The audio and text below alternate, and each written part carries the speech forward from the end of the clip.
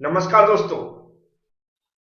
हम लोग समझ रहे थे सब्जेक्ट स्ट्रेंथ ऑफ मटेरियल के पहले चैप्टर स्ट्रेसेस एंड स्ट्रेन के न्यूमेरिकल क्वेश्चन। इससे पहले जो वीडियो मैं अपलोड कर चुका हूं उसमें कुछ न्यूमेरिकल क्वेश्चन मैंने समझाए हुए थे। आज मैं उसी का नेक्स्ट पार्ट लेकर आया हूं। याद रखें, इससे पहले के वीडियो में जो भी न्यूमेरिकल क्वेश्चन मैंने समझाए उनको जरूर देख लें, जिससे इस वीडियो में जो भी न्यूमेरिकल क्वेश्चन मैं समझाऊंगा आपको अच्छे समझ में आ सके। आप हमारी एबी क्लासेस एप्लीकेशन को डाउनलोड कर लें और उसके अंदर जाएंगे ऑल एग्जाम कैटेगरी में। उसके अंदर फिर आपको डिप्लोमा बीटेक ऑनलाइन क्लासेस लिखा दिखेगा, इस पर क्लिक करें। डिप्लोमा के अंदर जाएं, फिर उसके अंदर ऑल सब्जेक्ट के अंदर जाएं, फिर आप नीचे साइड देखेंगे तो ई बुक लिखा दिखेगा जिसमें आपको पीडीएफ नोट्स मिलेंगे। वीडियो क्लिक करेंगे तो वीडियो प्लस पीडीएफ नोट्स मिल जाएंगे। अब चलते हैं, आज के न्यूमेरिकल क्वेश्चन स्टार्ट करते हैं। तो पहला क्वेश्चन इसके अंदर लिखा हुआ है आ होलो सिलेंडर 2 मीटर लॉन्ग, मतलब एक खोखला सिलेंडर जिसकी लेंथ कितनी है 2 मीटर। एंड आउटसाइड डायमीटर, मतलब खोखला है तो बाहरी उसका डायमीटर दिया 50 mm एंड इनसाइड डायमीटर दिया 30 mm। If the cylinder is carrying a load, उस पे जो लोड लग रहा है 25 किलो न्यूटन का। Find the stress in the cylinder, और इस लोड के कारण जो स्ट्रेस जनरेट हो रहा है सिलेंडर के अंदर उनको हमें फाइंड आउट करना है। Also find the deformation of the cylinder, उसके अंदर जो उसकी लेंथ में परिवर्तन हो रहा है भी हमें निकालना है। आगे लिखा हुआ if the value of modulus of elasticity of the cylinder material, जो सिलेंडर का मटेरियल है उसके लिए कैपिटल ई की वैल्यू दी है 100 गीगा पास्कल। सबसे पहले न्यूमेरिकल क्वेश्चन को पढ़ने के बाद समझने के बाद हमें जो भी डाटा गिवन है उसको नोट करना है। तो यहां पर सबसे पहले गिवन डाटा लिखेंगे। तो याद रखें, जैसा मैं यहां पर बोलता जाता हूं उसको ध्यान से सुनते जाएं। जैसा यहां पर लिखा होलो सिलेंडर 2 मीटर लॉन्ग, तो मीटर लॉन्ग लिखा मतलब लेंथ दी है, तो लेंथ की जगह हम या जो भी डाटा हम यहां पर यूज करेंगे उसमें जो वर्ड है उसकी जगह हम सिंबल यूज करेंगे। जैसे लेंथ है तो लेंथ की जगह हमने क्या मान लिया, हमने कैपिटल एल जो सिंबल होता है उसको लिख दिया। 2 मीटर दिया तो 2 मीटर ऐसा लिख लें। अब मीटर को हमें किसमें एमएम में चेंज करके रखना है, तो 2 कर दें और उसमें 10 की पावर 3 का मल्टीप्लाई कर दें और किस में चेंज हो जाएगा एमएम में, ऐसा करके रख लें। आउटसाइड डायमीटर दिया हमने, आउटसाइड डायमीटर को कैपिटल डी मान लिया है और जो इसका वैल्यू दिया उसको लिख लिया 50 mm। 50 mm। इसके बाद इनसाइड डायमीटर हमने मान लिया कि उसको हमने स्मॉल डी मान लिया है, तो इसका कितना दिया 30 mm। याद रखें कई बुकों में D1 और D2 के नाम से भी इनको डिनोटेड किया गया। इसके बाद दिया लोड दिया 25 किलोमीटर, लोड को हमने कैपिटल ई से कैपिटल पी से डिनोटेड कर रहा हूं, तो कैपिटल पी इक्वल टू कितना हो जाएगा 25 किलो न्यूटन। अब किलो को यहां से हटाना है तो 25 की जगह 25 लिखा रहने दें और किलो की जगह क्या रख देंगे 10 की पावर 3 का मल्टीप्लाई कर देंगे और न्यूटन रख देंगे। ये यहां पर हो गया जो हमारा फोर्स दिया है, लोड दिया है। अब आगे लगा find the stress in the cylinder, cylinder stress हमें निकालना है। तो स्ट्रेस को हम किससे सिग्मा से डिनोटेड करते हैं, इसको हम क्या करते हैं यहाँ पर क्वेश्चन मार्क। ये क्या है स्ट्रेस का सिंबल, मैं लिख देता हूं यहाँ, नहीं आप भूल जाएं स्ट्रेस, ठीक है। ये है स्ट्रेस का सिंबल जिसको हमें फाइंड आउट करना है। Also find the deformation, deformation मतलब change in length, change in length का हम यहाँ पर सिंबल यूज कर रहा है डेल एल बोलते हैं इसको, इसको भी हमें निकालना है।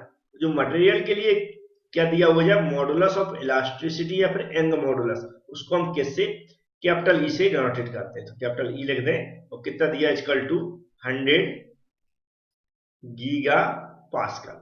ये गीगा पास्कल को हमें किसमें न्यूटन पर एमएम स्क्वायर में चेंज करना है। तो सीधा हम इसमें जो इसको चेंज करने का तरीका होता है जितनी वैल्यू है उसमें हम 10 की पावर 3 का मल्टीप्लाई कर दें तो ये डायरेक्ट किसमें न्यूटन पर एमएम स्क्वायर में चेंज हो जाता है। ये कैसे होता है तो मैं कई वीडियो में बता चुका हूं, आगे भी बता दूंगा। अभी हमने सिर्फ इतना डाटा लिख लिया और जो निकालना है उसको लिख लिया।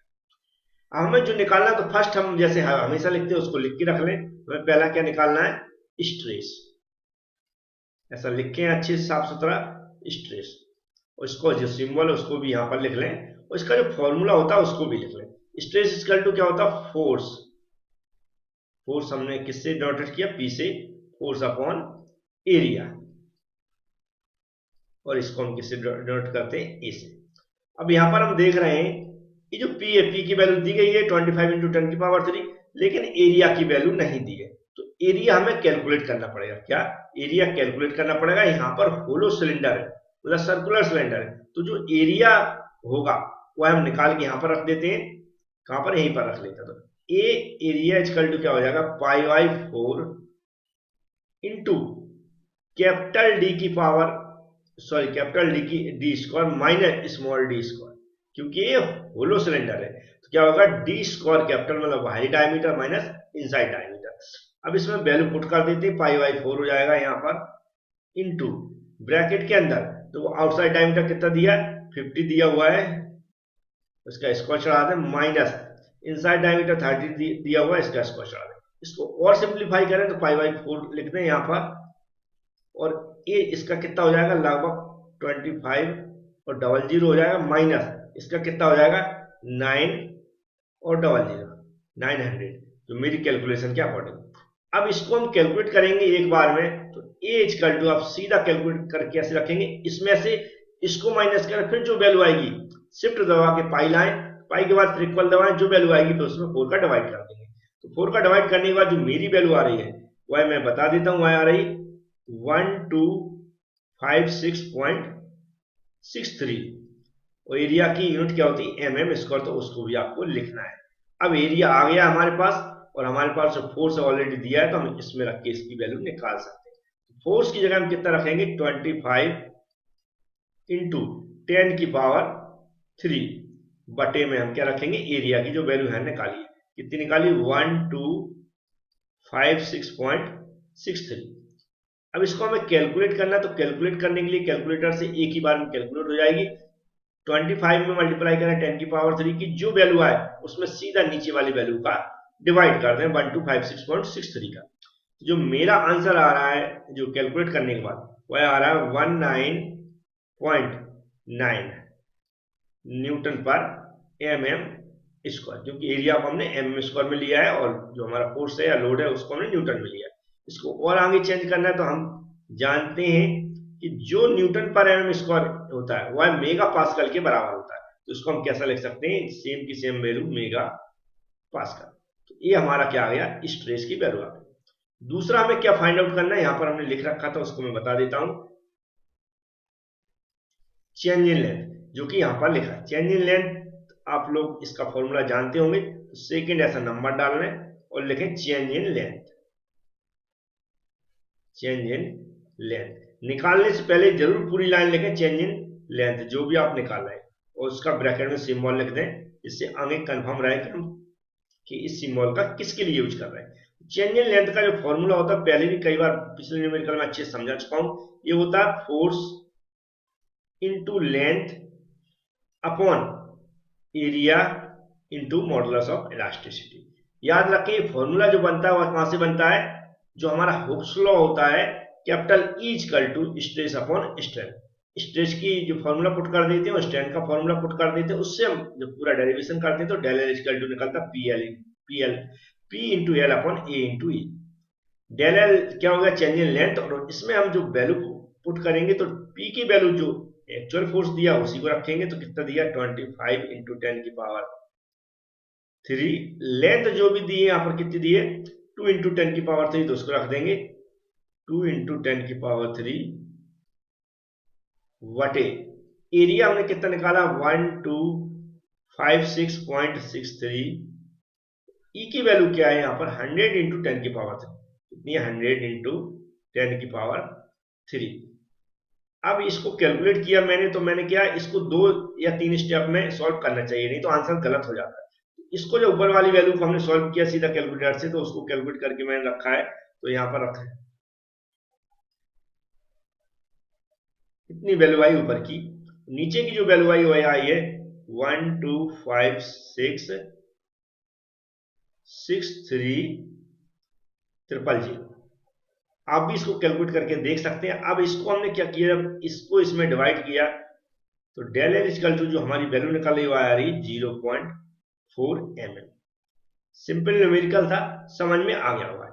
ऐसा ही एक न्यूमेरिकल क्वेश्चन इस वीडियो के अंदर और लिया हुआ है, वो भी थोड़ा सा एडवांस न्यूमेरिकल है, उसको भी हम लोग समझते हैं। तो ये नेक्स्ट न्यूमेरिकल है, इसमें लिखा है स्टील बार 2 मीटर लॉन्ग एक स्टील का बार है, छड़ है, इसकी लेंथ दी है 2 मीटर और 40 mm वाइड और चौड़ाई दी है 40 mm एंड 20 mm थिक मतलब थिकनेस दी है 20 mm, मतलब लंबाई दी है, चौड़ाई दी है और थिकनेस दी है। इस subjected to an axial full load, उस पर लोड लग रहा है 160 किलोमीटर का in the direction of the length की डायरेक्शन में। Find the change in length, हमें लेंथ में परिवर्तन है निकालना है, विड्थ एंड थिकनेस तीनों में परिवर्तन निकालना है, किसमें लेंथ में change in length, change in width और change in thickness of the bar में जो भी रॉड है। टेक ईच गलती इतनी वैल्यू लेना और पॉइजन रेशियो की इतनी वैल्यू। तो नॉर्मली हर बार की तरह हमें क्या करना है, सबसे पहले जो डाटा गिवन है उसको नोट कर लेना है। तो सबसे पहले गिवन लिख लेना है, हमें याद रखें समय को बचाने के लिए वीडियो ज्यादा लंबी ना हो, इसलिए हम जो भी सिंबल है वहां यूज करते हैं। जैसे लेंथ के लिए हम क्या लिखेंगे, यहाँ पर डायरेक्ट एल लिख देंगे और 2 मीटर दिया हुआ है, इसको चेंज कर लेंगे mm में, तो 2 इंटू क्या हो जाएगा 10 की पावर 3 mm। विड्थ दी है, मतलब हम क्या करेंगे स्मॉल बी से डॉटेड करेंगे, कितनी दी है 40 mm। थिकनेस दी है, उसको स्मॉल टी से डॉटेड करेंगे, कितना दिया 20 mm। ये डाटा ऑलरेडी mm में दिए हैं तो इनको परिवर्तन नहीं करना है। आगे जो दिया हमें लोड दिया हुआ है या फोर्स दिया हुआ है उसको हम कैपिटल पी से डॉटेड कर रहे हैं अभी सभी वीडियो में। इसके अलावा अलग अलग बुक में अलग अलग तरह दिया है, कई जगह एफ से भी डोनेटेड किया गया। अगर आप यहाँ पर एफ लिख देंगे तो गलत नहीं होगा, वो भी सही होगा। तो ये दिया हुआ है 160 किलो न्यूटन, तो यहाँ पर क्या लिख देंगे 160, इसको हम किलो को हटाएंगे तो 10 की पावर 3 का मल्टीप्लाई हो जाएगा और ये न्यूटन में परिवर्तन हो जाएगा। आगे दिया है कि जो निकालना है उसको हम बाद में लिख देंगे, सबसे पहले ई की वैल्यू यहाँ पर लिख लेते हैं। तो ईच टू दिया है 200 गीगा पास्कल। अब मैं पहले भी कई बार बता चुका हूँ, गीगा पास्कल को डायरेक्ट न्यूटन पर mm स्क्वायर में चेंज करना है तो 10 की पावर 3 का डायरेक्ट मल्टीप्लाई करना है। तो यहाँ पर क्या लिखेंगे 200 इंटू 10 की पावर 3 न्यूटन पर mm स्क्वायर। और जो पॉइजन रेशो दिया है यहाँ पर आप देख सकते हैं, पॉइजन रेशो को 1/m से डॉटेड करते हैं या फिर म्यू से डॉटेड करते हैं। कितना दिया 0.3। अब जो हमें निकालना है वह यहाँ पर लिख देता हूँ, जैसे डेल एल निकालना है तो क्वेश्चन मार्क लगा देता हूँ। चेंज इन विड्थ निकालना है, इसके सामने भी क्वेश्चन मार्क लगा देता हूँ। और चेंज इन थिकनेस निकालता हूँ, इसके सामने भी हम क्या करते हैं क्वेश्चन मार्क लगा देते हैं। ये तीनों निकालते हैं। तो फर्स्ट निकालना, जैसे मैंने बताया था, जब निकालते हैं तो उसकी हेडिंग पूरी डाल के रखें। जैसे चेंज इन लेंथ है तो चेंज इन लेंथ लिखें, चेंज इन लेंथ। और जो सिंबल है वो भी लिख लें, जैसे आगे पता रहा है कि इस सिंबल को हमने किसके लिए यूज किया। अब चेंज इन लेंथ का जो फॉर्मूला होता है वह होता है डेल, सॉरी इधर से कैलकुलेट करते हैं तो इधर से और सही से हमारी एक साइड से पूरी कैलकुलेशन हो जाएगी। Del L equal to, just इससे पहले न्यूमेरिकल बताया था, उसमें भी बताया था मैं, चेंज इन इक्वल टू क्या होता है force into length upon area into young modulus या मॉडुलस ऑफ इलास्टिसिटी। हमें सिर्फ क्या करना है, इसमें वैल्यू पुट करना, सारी वैल्यू के बने। फोर्स की वैल्यू कितनी है यहाँ पर, कितनी 160 इंटू 10 की पावर 3, तो हम क्या लिखेंगे 160 इंटू 10 की पावर 3, फिर मल्टीप्लाई एल का करेंगे, लंबाई दी है 2 इंटू 10 की पावर 3, कितना हो जाएगा 2 इंटू 10 की पावर 3 बटे बटे। अब एरिया हम देखते तो एरिया नहीं दिया हुआ है, तो हम जानते हैं जब लेंथ विड्थ दिया हुआ है तो हम एरिया यहाँ पर निकाल के दिखा देते हैं आपको। इसको एरिया क्या हो जाएगा, एरिया ऐसा आप आगे भी यहाँ पर डायरेक्ट भी लिख सकते हैं अगर मैं लिखना चाहूं, लेकिन मैं यहाँ पर लिख देता हूँ। एरिया इक्वल टू क्या होता है विड्थ इंटू थिकनेस, क्या हो जाएगी विड्थ इंटू थिकनेस। ये क्या हो जाएगा 40 इंटू 20। तो 40 इंटू 20 का जो भी मल्टीप्लाई करेंगे आप तो क्या हो जाएगा 4 2 से 8 हो जाएगा और 2 जीरो आ जाएंगे, ये हो जाएगी mm स्क्वायर। ऐसा एरिया निकाल सकते हैं। कई बार हम यहाँ पर भी डायरेक्ट जो भी है विड्थ इंटू थिकनेस करके कर सकते थे, लेकिन मैंने यहाँ पर निकाल दिया। तो कितना हो जाएगा 800 इंटू ई जो दिया है वह दिया है 200 इंटू 10 की पावर 3 इंटू 10 की पावर 3। अब इसको कैलकुलेट करना है तो मैं कैलकुलेटर से इसकी वैल्यू निकाल के बता देता हूं आपको। अब जो मैंने इसकी कैलकुलेशन की है उसमें जो डाटा आ रहा है वह है, यहां पर मैं लिख देता हूं 320000 00 सिंगल जीरो, मतलब 7 जीरो आई 32 के बाद।